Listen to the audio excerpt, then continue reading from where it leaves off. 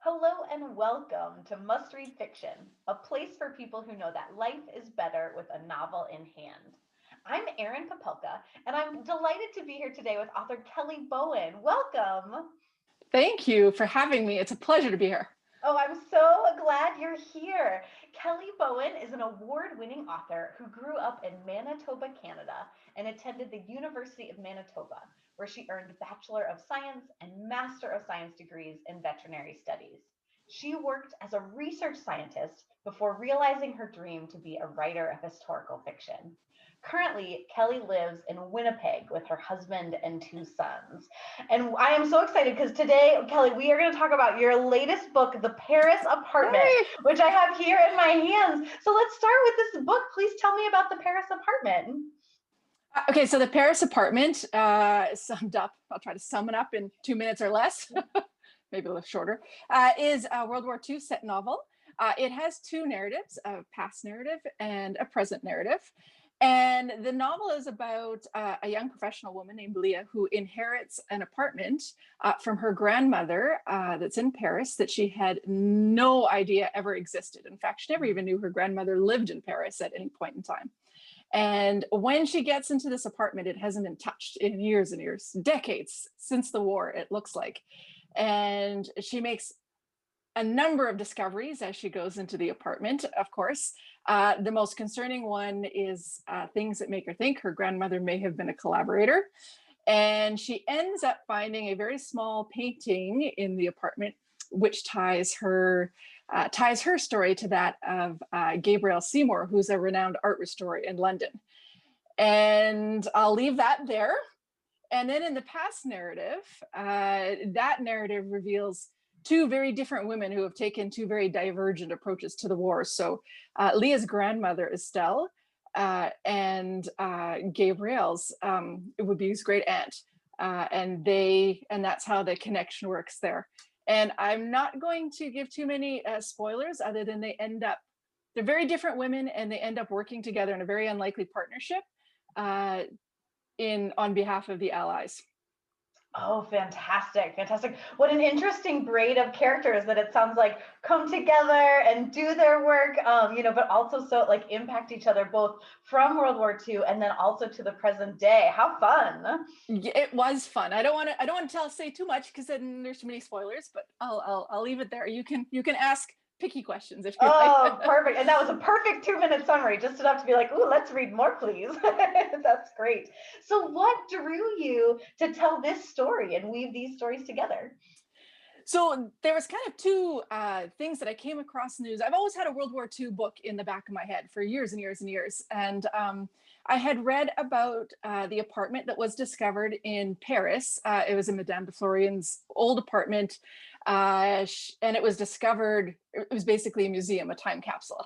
It hadn't been touched in like 70 years, which was just kind of really amazing. The art that was found in it, the things that were found in it, that really kind of captured my imagination, like stepping back in time. And the other article that I had stumbled across was the discovery of the Girl at Hoard, which was an apartment in Munich. And there was about 1,500 art pieces, many that they believe and have been looted or stolen or acquired through dubious means during the war from Hildebrand Gerlet, who was one of Hitler's art dealers. So those two things put together, what if I combine those two to start telling a story? Yes, yes, yes. And have you always had an interest in art, or was that just sort of like you heard about that and it kind of came into the story?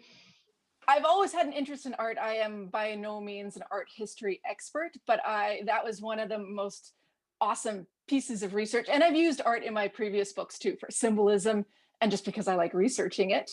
So art history is one of my most favorite things to read about. And whenever I go anywhere, I am the ultimate tourist. I just tromp into those museums, and it's hard to pry me back out.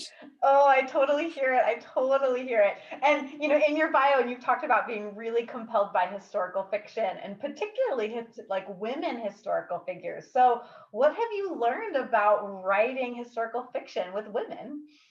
So in all of my books, and my previous books were historical romances as opposed to historical fiction, but historical fiction the same.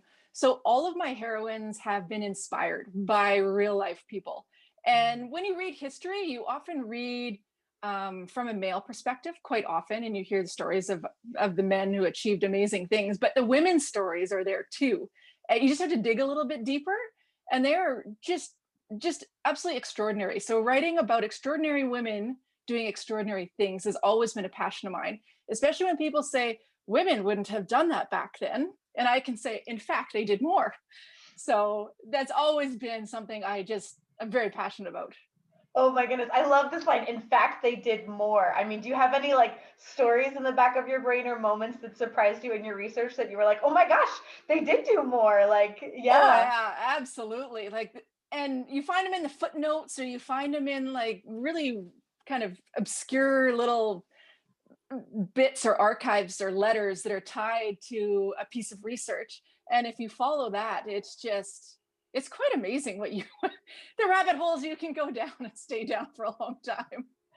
Very good, very good. The power of history, right? So many lives before ours that, yeah, have come together, and yeah, and so many stories. So fascinating.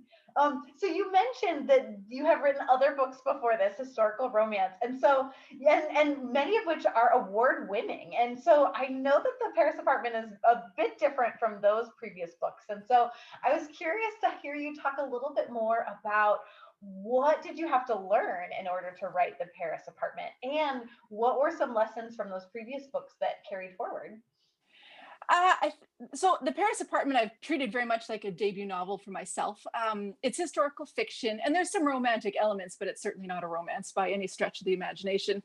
Um, the things that I've learned from writing, I mean, the more writing you do, the more you learn as you go. There's only one way to learn about writing, and that's to actually do it. So the same thing, I like all of my stories to be driven by conflict. So to define that at the very beginning, what is their personal conflict, their inner conflict, and then what's the big conflict that throws them all together and drives the actual plot of the story. So defining that, I still define that no matter what type of book I'm reading. Defining that at the beginning, that definitely helps me stay on course for writing a story, because storytelling is at the heart of any book that you write. Absolutely, absolutely. And so treating this like a debut, like how did that change things in your mind? It's a little terrifying. You feel like well, every book is a little terrifying in the moments where you're like, I might know what I'm doing, and then other moments where like, I really don't know what I'm doing. But yeah, so I hope with this book I can find new readers and share this book with them. Oh, fantastic, fantastic. Well, must readers find this book, definitely check it out. And I have one more question for you because I always love hearing some of the stories behind the story. And so I, learned that both of your grandfathers served in World War II. And so I just was curious, like, how did it feel to research and write about something that directly impacted your family? It was really humbling and really fantastic to be able to dive into the history that they lived through. Neither one of my grandfathers ever spoke about the war, ever, like never to their kids, certainly not to their grandchildren. My grandfather I was closest with, who served overseas, he shared his experiences kind of by teaching me what he did. I could build radios by the time I was 10. He'd quiz me on which transistor and which capacitor to use based on the schematics and that sort of thing. That was kind of our thing. We spent a lot of time in the basement with him, but um, he never talked about his experience. So to go back and more fully understand the things that he'd been through or the things that he might have experienced, that was really humbling. Mhm. Oh, absolutely, absolutely. And especially when they didn't talk about it, so you almost, I can imagine we're just imagining the depths of what they carried and some of the horrors that they must have seen that just got put away. Yeah, I imagine that created a lot of empathy for your grandfathers. Oh, absolutely. Yeah. Yeah, yes. Well, thank you. Thank you for building those transistor radios, which then eventually led to enough interest to like research about World War II and then bring us this wonderful book, The Paris Apartment. So, must readers, please do check it out. And Kelly Bowen, thank you. Thank you so much for writing The Paris Apartment and thank you for speaking with me today. Thank you so much for having me. It's been a pleasure.